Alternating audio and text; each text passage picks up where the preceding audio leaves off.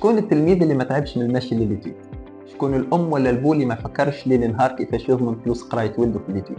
شكون العائله اللي ما بقاتش تستنى في ولدها ولا بنتها تروح من الليتيود في الليل مأخر؟ شكون ينكر اللي ولينا نحكيو على تلميذ مرهون في حصه ولا اثنين ايتيود في كل جمعه ومن استاذ لاستاذ، سواء باش يخلط يكمل الدرس اللي فاتو ولا يزيد يفهم اللي قراه، اذا اصلا نجم يفهم الاستاذ، خاطر غالبا التلميذ مش يلقى روحه في جروب فيه المتميز عليه ياسر والاضعف منه ياسر، والله اعلم الاستاذ ينجم يتلهى بهم الكل ولا لا. تحب تفهم اكثر؟ ما ركز معايا وتابعني لاخر الفيديو. قدام الكلفه الكبيره لليتيود والوقت الضايع بين الحصص والتعب اللي يعيشه التلميذ، ولينا اليوم نلوجوا على حل جذري للمشاكل هذه، ولينا نحلموا انه كل تلميذ يتمتع بجوده عاليه في التعليم. املنا اليوم التلميذ يلقى ظروف تشجعه باش يقرا ويحب الماده اللي يقرا فيها. من حقه يلقى استاذ يفهمه، يعرف طريقه فهمه للدرس، يكتسب المهارات من غير ما يتاثر بالريتم القوي ياسر او الضعيف ياسر، وخاصه ينحي الحشمه ويقرب من استاذه اللي يوسع باله معاه ويساله على كل التفاصيل، وما يبقاش يستنى في حصه التدريب. اليوم هذا نحكي عليه ولا حقيقه ما عادش حلم. اليوم التلميذ عنده التأطير الشامل والمرافقة الدائمة وتعلم منهجي باعتماد تقنية التعلم الفردي. اليوم نحكيه على منصة One for One Learning، أول منصة تعلمية متخصصة في المواد العلمية بالذكاء الاصطناعي. نعم، بالذكاء الاصطناعي اللي كي نعرفوا نوظفوه ما ينجم كان يعاون أولادنا في إنهم يفهموا الدروس وتترسخ عندهم المعلومة. في One for One Learning نحكيه على فضاء خاص للتلميذ يتمتع فيه بمنهجية تعلم تتناسب مع مستواه وتقويه تدريجيا بالخطوة بالخطوة، مقيد بالبرنامج التونسي أشرف عليه خيرة الأساتذة التونسيين.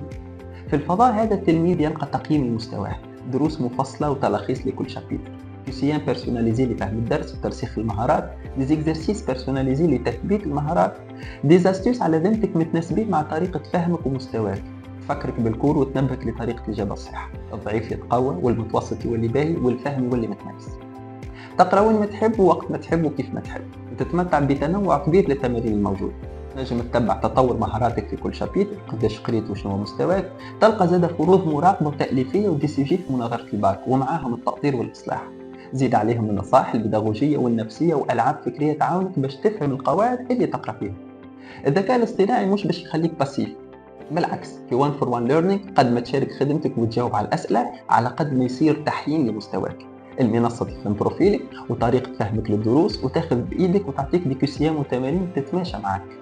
تقول لي المات والفيزيك يتقراو بالورقة والستيل وأنا ذكاء اصطناعي تحكي عليه، نقول لك إيه نعم، هكا علاش أنا قلت لك تشارك خدمتك مع One for One Learning. تنجم تكتب مباشرة بالكلافي ماتيماتيك وتنجم تكتب في ورقة وتصور اللي كتبته وتبارتاجيه في المنصة، وخلي الذكاء الاصطناعي يصحح لك خدمتك، ينبهك ويعطيك ملاحظات على إجابتك وحتى على الريداكسيون تاعك. ما فهمتش الكور ولا ما عرفتش تجاوب ولا ماكش عارف منين تبدا التمارين ولا ما لقيتش شكون يفهمك ويفهم، استاذك المفضل ماي بروف ديما على ذمتك 24 على 7. يعرف بروفيلك، يعرف طريقه تعلمك وعمره ما يتغشش منك، يرافقك وما يعطيكش الاجابه على الاسئله، اما يراجع لك خدمتك ويأطرك باش تعرف توصل للاجابه الصحيحه وحدك.